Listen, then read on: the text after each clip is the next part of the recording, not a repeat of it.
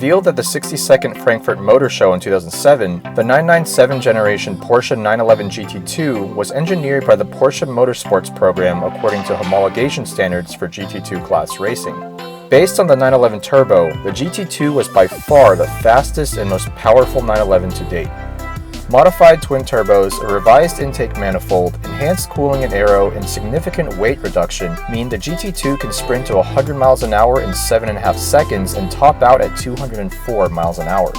Sure, it can be an Autobahn cruiser just like the Turbo, but make no mistake about it, the rear drive and manual transmission only GT2 is also designed to set lap records at your local racetrack. And while I wasn't able to wring its neck out at Laguna Seca, I was still fortunate enough to see how it tackles some gorgeous open roads in Southern California and explore whether perhaps the ultimate version of the 997 chassis, this side of the GT2 RS or RS 4.0, is worth the current market price of $170,000. The Porsche 997 GT2 is unlike any Porsche I've ever driven. This is a one-of-a-kind experience. And even with the rapidly evolving standards of performance and speed that we experience today in the automotive industry, this GT2 still feels like an absolute rocket ship.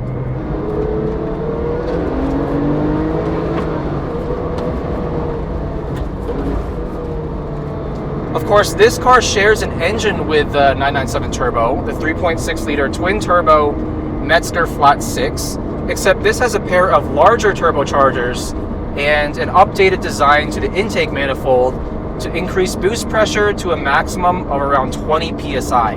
530 horsepower, 505 foot-pounds of torque. The GT2 only weighs 3,200 pounds, which is about 300 pounds lighter than the 997 Turbo that it's mostly based on.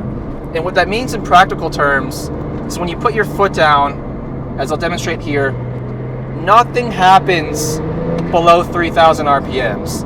In fact, it feels slower than my base 997.1 Carrera.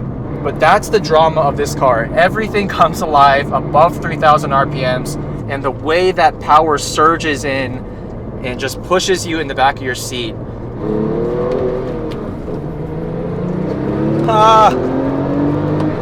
Oh my gosh. Woohoo! Now what you don't get in this car is a lot of induction though. In fact, you don't get a whole lot of sound in general. It's actually a pretty well isolated cabin.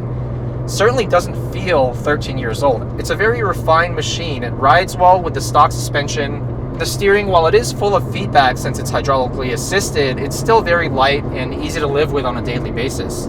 The transmission is exactly what you'd expect from a Porsche GT car. It's very direct with very little slop in the linkage. It's geared long, but that's probably for the better because you don't want to be having to worry about shifting too often when you're just literally trying to hold on for dear life. All right, let's open it up in first gear and see what happens. Whoa! Holy!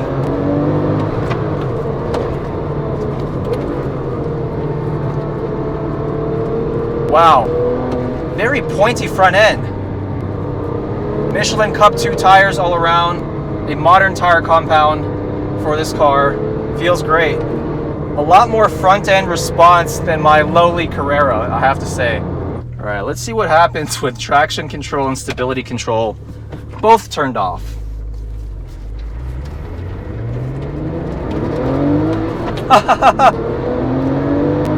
Oh my God. That is fast. That is fast. But it's also surprisingly hooked up. Even with traction and stability off, with all that weight of the engine over the rear axle, it just hooks up and goes. And it is geared quite long, so third gear is actually... Oh my gosh. Wow. Very easy to heel toe. Excellent throttle response with a lightweight flywheel. So much front end grip. The steering does get a little bit light compared to an FR layout car or a mid-engine car.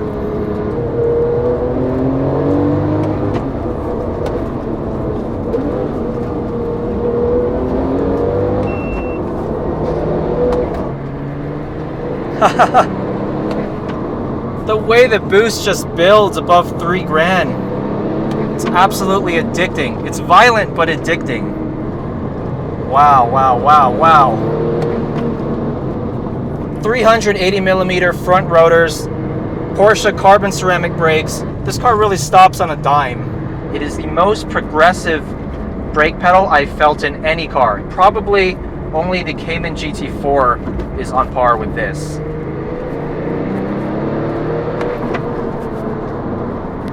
Trail braking is just so easy in this thing.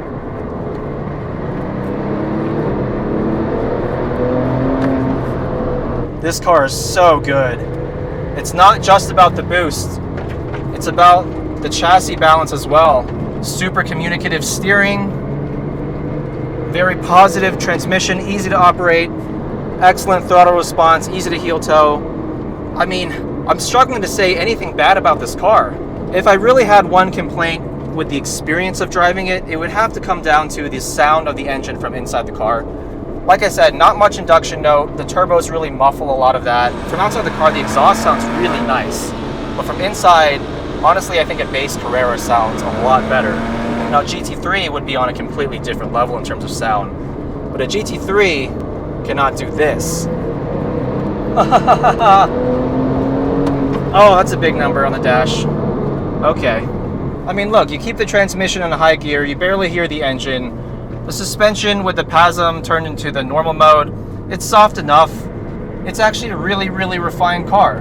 Now, since it is a 997, it does suffer from some of the interior squeaks and rattles that I have in my car as well, especially from the gauge cluster. I think it's a pretty common 997 issue to have a very, very slight rattle just coming from these bits of plastic over here. Of that aside, this car is honestly very livable as a daily driver. I think the clutch is a little bit on the heavier side, but as long as you don't have to drive in, well, I guess LA traffic, which is exactly where we're filming this thing. Out on the open road though, this car is actually very, very comfortable. So in a sense, it's perhaps a little less hardcore than I was expecting for an older Porsche GT car. Even if this car isn't as hardcore as it may seem at low speed, the performance level is still just absolutely mind-boggling for a car of this age. I mean, sure, the new 992 GT3 is probably quicker in a straight line than this and has almost as much peak horsepower, but this is just an absolute experience. Your eyes start watering, gripping onto the steering wheel as tight as you can, holding on for dear life. It's just wild.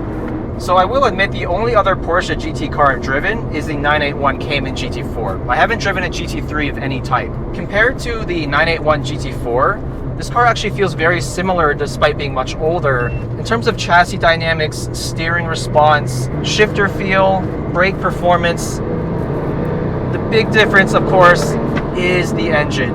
This twin-turbo engine is just absolutely addicting in a way that I didn't expect. I've always been a high-revving, naturally aspirated kind of fanboy.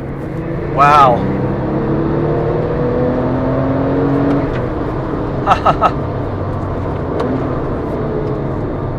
Now, compared to the 997 Turbo, this feels in a different league. It's not just about the straight line power. Yes, this makes 50 more horsepower than the Turbo, and it weighs 300 pounds less, so it is quicker in a straight line. But the real difference is the handling. You get that uncorrupted steering response that you can only get with a rear-wheel drive car. It gives me a level of confidence that I did not feel in the Turbo. The Turbo feels definitely a lot more floaty when pushing it in the corners. This just feels absolutely hunkered down, but still compromised enough to be a reasonably good street car. We just lost the GoPro because it keeps overheating out here. It's a sunny day, but you know what? Just enjoy this sound for a moment.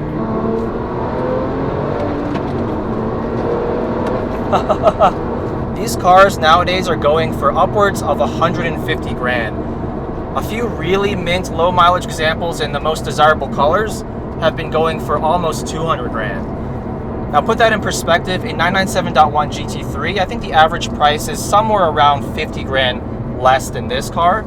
And I absolutely understand why now. This is just, oh. That said, I do want to try a GT3 to see just how amazing that NA engine, coupled with this fully, track prepped but still street friendly chassis would feel. But I am having an absolute blast right now. Not really dreaming about the GT3 all that much when I'm behind the wheel of a GT2. Look at that. Barely requires any steering corrections mid-corner.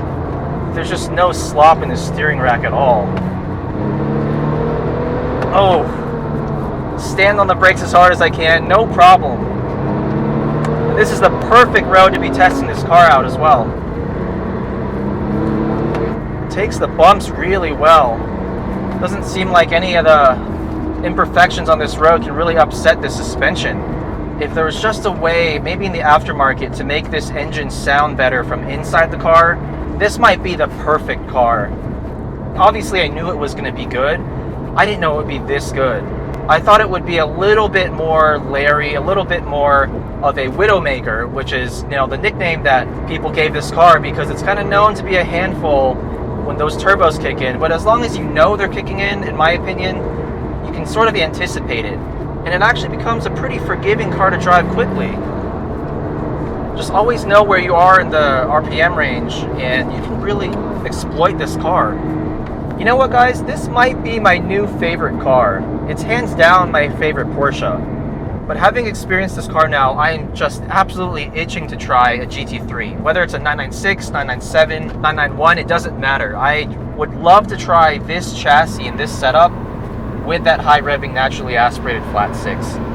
But until that day comes, and hopefully soon, this 997 GT2 is ticking all the boxes for me. Now I'm kind of sad I have to return this car later and hop back into my Carrera. If you couldn't already tell, I think the 997 GT2 is worth every bit of 170 grand. There's something to be said about taking the fastest road-going 911, stripping out weight, adding track-focused goodies, and turning the boost up to 11, all the while maintaining a reasonable level of refinement and drivability. It's exactly the kind of sports car formula that appeals to me. For these reasons, the GT2 now sits at the very top of my Zygrene Performance Index, tied with the NSX Type R replica. Now that said, until I've driven an RS model, I'll reserve judgment on whether this is truly the ultimate 997.